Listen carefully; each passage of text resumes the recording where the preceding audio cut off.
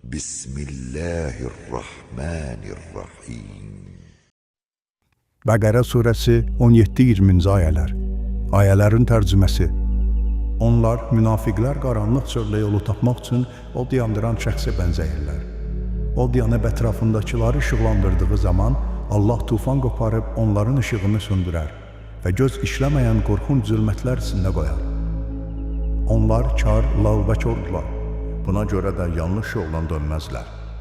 Yaxud qaranlıq gecədə ildırımlı və şimşəkli səmadan yolcuların başına yağan yağış altında ildırımın səsini eşitməsinlər deyə ölüm qorxusundan barmaqlarını, qulaqlarını tıxayanlara bənzəyirlər. Halbuki Allah kafirləri qüdrəti ilə əhatə etmişdi. İldırımın göz qamaşdıran işığı az qalır ki, onların gözünü çıxarsın. Şimşək işıq saçıb çölü onlar üçün aydınladanda bir neçə addım gedirlər. Üzərlərinə qaranlıq çökdükdə isə dayanırlar. Əgər Allah istəsəydi, onların qulaqlarını və gözlərini alardı. Çünki Allah hər şeyə qadirdir. Ayələrin təfsiri. Allah Teala münafiqlərin xüsusiyyətlərini bəyan etdikdən sonra bu ayələrdə onların vəziyyətini təsvir etməkdən ötürü iki gözəl misaldan istifadə etmişdi. Birinci misalda deyilir: onlar, münafiqlər qaranlıq çöldə yolu tapmaq üçün od yandıran şəxsə bənzəyirlər. Od yanıb ətrafındakıları işıqlandırdığı zaman Allah tufan qoparıb onların işığını söndürər və göz işləməyən qorxunc zülmətlər içində qoyar.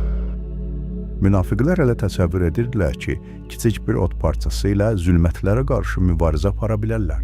Lakin qəfildən möhkəm külək qalxır və ya güclü yağış yağmağa başlayır. Bununla da alışdırdıqları kiçik od sönür və onlar yenidən zülmət içərisində qərq olurlar. Daha sonra Allah Teala münafiqlərin kar, lal və kor olduğunu buyurur. Onlar kar, lal və kordular. Buna görə də yanlış yoldan dönməzlər. Bu necə də gözəl və dəqiq bir misaldır. Həyatda insanı məqsədindən uzaqlaşdıracaq yollar çox olsa da, onu məqsədinə çatdıracaq yalnız bir yol vardır. Üstəlik, həmin yolda insan həddən artıq maneələrlə, zülmətlərlə qarşılaşır. Şübhəsiz bu zülmətləri arxada qoymaq üçün yolu işıqlandıracaq bir işığa ehtiyac var. Bu yolda ağıl və imandan gözəl işıq ola bilməz. Yolu qısa müddətlik işıqlandıracaq kiçik bir işıq zülmət qarşısında tab gətirə bilməz. Münafiqlər elə təsəvvür edirdilər ki, nifaq yolunu tutmaqla hər bir vəziyyətdə öz mövqələrini qoruya, təhlükələrdən amanda qala bilərlər. Fikirləşirdilər ki, hər iki dəstənin əldə edəcəyi gəlirlərdən onlara da pay çatar. Müsəlmanlar qələbə qazandıqda özlərini müsəlmanlara, kafirlər qələbə qazandıqda isə kafirlərə aid etməklə hər iki dəstədən qazanc əldə edə bilərlər. Özlərini ağıllı və zirək adamlar sanır, bu zirəkliklə həyatlarını davam etdirmək istəyirlər. Quran onların iç üzünü açaraq yalanlarını üzə çıxarır. Münafiqlər sənin yanına gəldikləri zaman biz şəhadət veririk ki, sən həqiqətən Allahın elçisisən deyirlər. Allah bilir ki, sən onun elçisisən.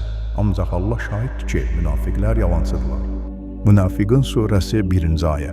Münafiqlərin kitab əhlindən olan kafir qardaşlarına: əgər sizi vətəninizdən qovsalar, biz də sizinlə birlikdə çıxıb gedəcək və heç kəsin sizin haqqınızda olan sözlərinə tabi olmayacaq. Əgər sizinlə döyüşsələr, sizə kömək edəcəyik dediyini görmədinmi? Allah onların yalancı olduğuna şahiddir. Əgər onları yurdlarından qovsalar, münafiqlər onlarla birlikdə çıxıb getməyəcəklər. Müsəlmanlar onlara qarşı vuruşsalar, onlara köməyini göstərməyəcəklər. Əgər yardım göstərsələr belə, geri dönüb qaçar, sonra da onlara heç bir kömək edilməz. Həşr surəsi 11-12-ci ayələr. Haqqında danışdığımız ayədə Allah Teala münafiqlərin barəsində məsəl çəkərkən İstəvqədə nəran ifadəsini işlədərək onları od yandıran şəxsə bənzətmişdi. Yəni münafiqlər nura qovuşmaqdan ötürü oddan istifadə edirlər. Od isə yandırıcılıq xüsusiyyətinə malik olmaqla yanaşı, həm tüstüyə, həm də külə malikdir. Möminlər isə yalnız iman nurundan istifadə edirlər. Münafiqlər üzdə iman nuruna malik olsalar da, batilləri oddur. Üzdə nurlu görsənsələr də, bu nur qısa müddətli və zəifdir. Bu zəif nurda ya vicdanın işıq və nuruna, ya da ilkin imanlarına işarədir. Lakin sonradan kör-körənə təqrirlər və yersiz təəssübkeşliklər, inatkarlıqlar nəticəsində həmin iman da aradan gedir, onun üzərini zülmətlər örtür. Belə olduqda gözləri görmür, qulaqlar eşitmir, dilləri söz tutmur. Çünki daha öncə də qeyd etdiyimiz kimi, yanlış yola davam etmək, doğru ilə yanlışı ayırt edə bilmək bacarığını tədricən insandan alır. Axırda vəziyyət o həddə gəlir çatır ki, belə insan yaxşını pis, pisi isə yaxşı kimi görür. Ayədəki bənzətmə əslində nifaqla bağlı bir həqiqətin üstünə atır. O da budur ki, ikiyüzlülük heç vaxt uzun müddət davam edə bilməz. Münafiqlər həm müsəlmanlardan, həm də kafirlərdən çox az müddət ərzində faydalana bilərlər. Lakin qısa müddət sonra səhrada əsən zəif küləyin nəticəsində sönən işıq kimi onların da bu işığı sönəcək. Beləliklə də əsl simaları üzə çıxacaq. Səhrada yolunu azmış insanlar kimi sərgərdan qalacaqlar.